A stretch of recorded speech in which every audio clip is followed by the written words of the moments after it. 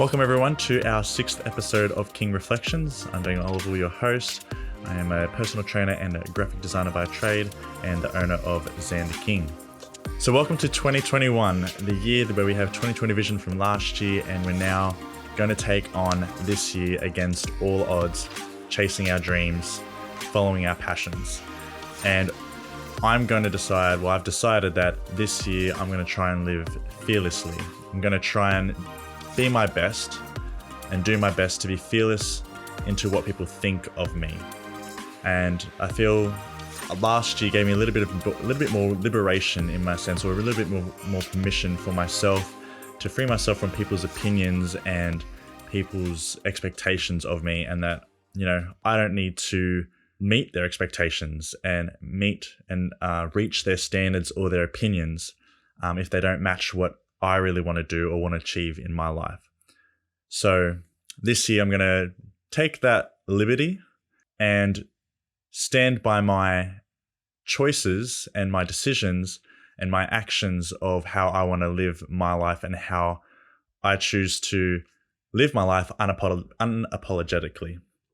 Obviously, I'm not going to purposely go out and try to offend anyone or anything like that and want to hurt people's feelings or anything like that. But going in with an attitude of, I've made a decision of how I want to live my life. If people don't appreciate it or like it, or if they want to narrate me to be a bad person or not meeting their expectations and making me out like I'm not a good person, then they can exit left stage. Or I'm going to pull myself away from that narrative. And I'm going to talk about that whole concept of, because there is a whole concept of me not wanting to be part of anybody's narrative, but I will talk about that mostly in the next episode because there are 5 points that I wanted to brush over. So in this one, I'm just going to, like I said in the start of this podcast, living fearlessly in the sense of not taking it personally when people don't, when they're not happy with how I decide to live my life. And then it's going against my grain because my natural thing is I'm a people pleaser and I want to please people. I want to keep people happy. I want to make sure that they are, not offended or they're not uncomfortable. Whereas I'm going, now I'm going to not try and please people in that sense. I will serve them if they need help. I will happily try and help them out. But I'm not going to bend over backwards and compromise my values just to meet their values or their standards and expectations of how I should behave for them. When I'm living my life for me in a sense, or in my case as a Christian, I'm living it for God. And if that offends people, then so be it. I'm actually reading a book at the moment called The Culture Code. Well, not reading, I'm actually listening to it on Audible. The Culture Code by Daniel Coyle. And it's about how certain businesses and teams, with their leader, how they work so communicatively without actually, they don't have to use a lot of elaborated, sentences or conversations to know that they're all on the same page, and they just flow within the team. So the team and their performance is unbreakable and unstoppable. And he even goes into not just basketball teams or into army teams, like people that served in the army, but also with Pixar and Disney as well. So, and it's this whole connection of feeling like they're in a family, like they all belong. And I came across in one of the first chapters, it was about belonging cues, and he was saying that we are always constantly looking for belonging cues because when we're in relationships, sure, there's a sense of trust, but there's always a slight doubt, and we're always looking for the subtle cues, as if we really belong to this person or belong in the group, or that we're all trusting each other. And I find, and he's saying that, sometimes some people can't, they've always got this doubt within themselves. They're questioning, do I really belong? And they're constantly searching for the cues, looking for these belonging cues in people, and that resonated with me because I always find like I don't really belong anywhere. Like most of the time, most of my life I've been at church, but belonging at church is another whole different level of, I guess, connection and and a sense of deep foundation of my identity.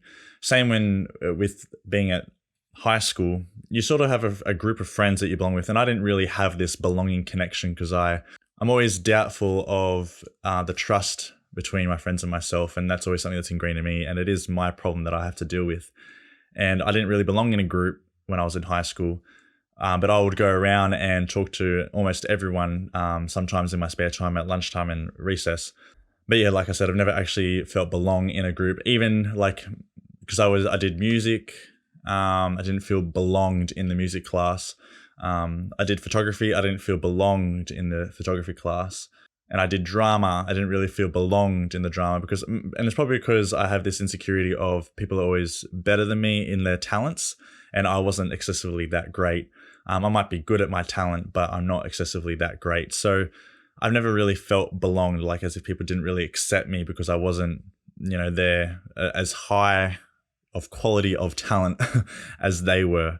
Same when I did TAFE, didn't really feel belonged. Like I had my little group during TAFE, like there was 4 of us, but I felt like I still wasn't good enough to be in that group because my instrument was singing, and the other instruments that the other students played was like violin, the flute, the piano, and I'm there going, oh, mine's not that of a high skill, I find in my eyes, and when there is a high skill obviously in that, but I don't feel like I'm the best or at all a great singer. So comparing myself to them, I was like, I don't really feel like I belong because they're all classically trained and I'm just not classically trained. So I felt really out of place and like, oh, I don't really actually belong in this group. Even when I did graphic design course at TAFE, I didn't really go into the graphic design course wanting to come out as a graphic designer. It wasn't until later in my, like the last few months of doing the course that I'm going, actually, you know what, there's so much power behind being a graphic designer. And I was a high amateur of everything design. Like, in a sense, I feel like I still am a high amateur of of everything design. But I didn't see how things related with shapes and colors as much as I do now. And just, I'm not that very artistic. Most people say like creative. I'm not that creative, but I separate the idea of creative. I believe that we're all creative because we all can create solutions to problems, no matter what you do, no matter what job, whether it be bricklaying, you're creating a solution, especially if there's like some curved walls that you've got to create you've got to be creative in the sense of knowing how to form the bricks to go around this bend, if that makes sense. Same with an electrician. They've got all these wires that they've got to obviously group together and make it look neat and tidy so that it's easy for future electricians to see with the distinct wires. You can creative in how to lead a group. You've got to find ways to communicate to everyone, and everyone's different, to communicate to the group, and then make them all perform in one motion, or perform equally and understand that everyone's a part of the team. So I like to separate the idea of creativity and artistically, and I feel like I'm not artistic in the sense of painting and creating weird drawings out of my head, like I know some people in high school were able to do, or put fabrics together and make a whole concept theme art to put textures and stuff like that. And I don't feel like I'm that kind of person. I'm more of a logical kind of creative person where I can see a problem and create a solution so it's easy for people to understand. And I find like in that setting during graphic design, when I was doing the graphic design course, there was a lot of artistic people in the class, and just the way they presented their works, and I'm there going, mine's really basic. It doesn't look presentable. It doesn't look very aesthetically pleasing as the others do. Like they've got a natural skill for it, whereas I don't. And I've had to learn my skill. And along with that, I never felt fully belonged because they always were continuously critiquing my work as not very attractive. And I'm like, I don't really belong here. Obviously, I don't belong here because I'm not thinking artistically as they are. And it wasn't until my last few months that I sort of clicked on when, I see that I can actually develop such a great skill with this and do so much with it, not just through clothing, but through magazine designs, Facebook ads, posters, banners, etc. And I guess you could stem this from when I was a young age of being doubtful of belonging in a group. And you could base it down all the way down to with my cousins. I used to always, you'd group with your close aged cousins. But eventually they sort of ignored me and went towards my brother because he was obviously the cooler and older one.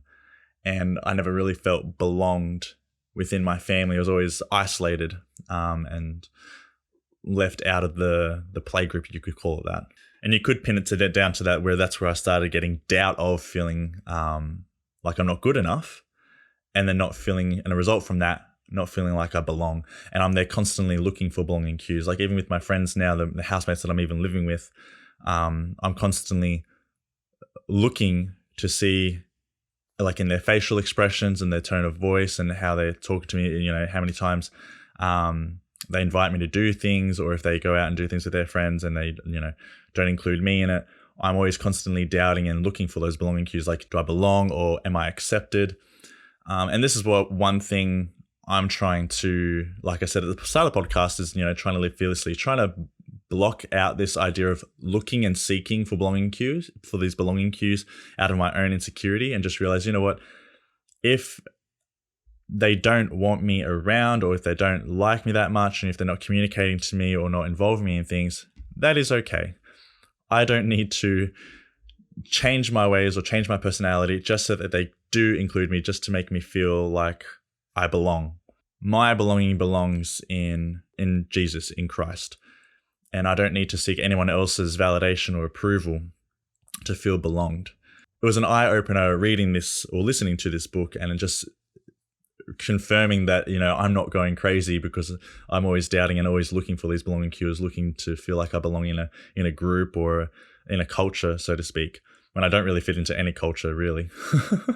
Not even really the fitness culture for the 6 or 7 years that I've been doing fitness. So, but like I said, I'm not willing to change my values or change how I behave just to fit a custom that is stereotyped by people because they want to feel themselves belonged in a group, and they're happy to be excessive or obsessive or addicted to a form of subculture just so they feel belonged. Whereas I don't need to feel belonged through a culture and through a trend. And even with Xander King, like I don't have a lot of, in what one of my friends said it, hood credit or street credit. Whereas I notice all these other clothing brands that are popping up, they have a lot of friends and family through their cultures, through their football culture, their nationality culture, through their partying culture, through all those cultures that they're connected to. They have a reputation, whereas I don't have a lot of that. I don't have any reputation within the fitness industry. Or it might be bad reputation. Don't really care. But I'm not very favorable in that sense, because obviously I might not put myself out there as much, or I'm not fitting into their mold that they expect me to, and that's okay.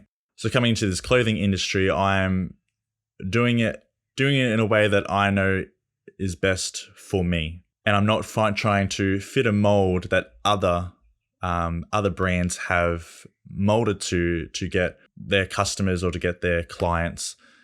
I'm just going to do what I feel is missing in the industry and what I feel is missing in the community, and I'm just going to do my thing and putting something that I feel is missing, a solution there. I'm creating a solution that I feel people aren't getting or aren't needing really in this society. So, and you can be for that or you can be against it. If you don't like it, then that's fine. It's not for you. But if for those people that are resonating with my brand, I'm glad it's resonating with you, because then I know I'm close to then hitting the target of what is needed in this society or community. So that's my short little episode today. Going to live fearlessly for 2021 this year, and are going to do it against all odds. And also just how the belonging cues making me feel like I'm not crazy, because I am constantly looking for them, and I constantly am doubting my friendships and trust issues I have. So it's refreshing to know that I am not alone in this, because obviously a lot of people, for them to write it in a book, obviously then it's a constant thing it's not out of the norm.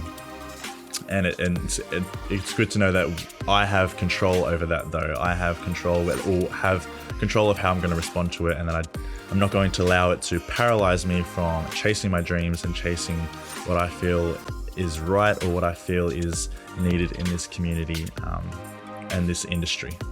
Anyway, I hope you have a good day. I hope you got something out of that. Please follow me on Instagram. Follow me on Spotify, King Reflections. And follow me on Facebook at Xander King as well, XNDR. And I wish you all the best for 2021, and that this year is going to be the best year for you, chasing your dreams against all odds. And I hope you kill it and become extremely happy and successful for all that you're going to achieve this year.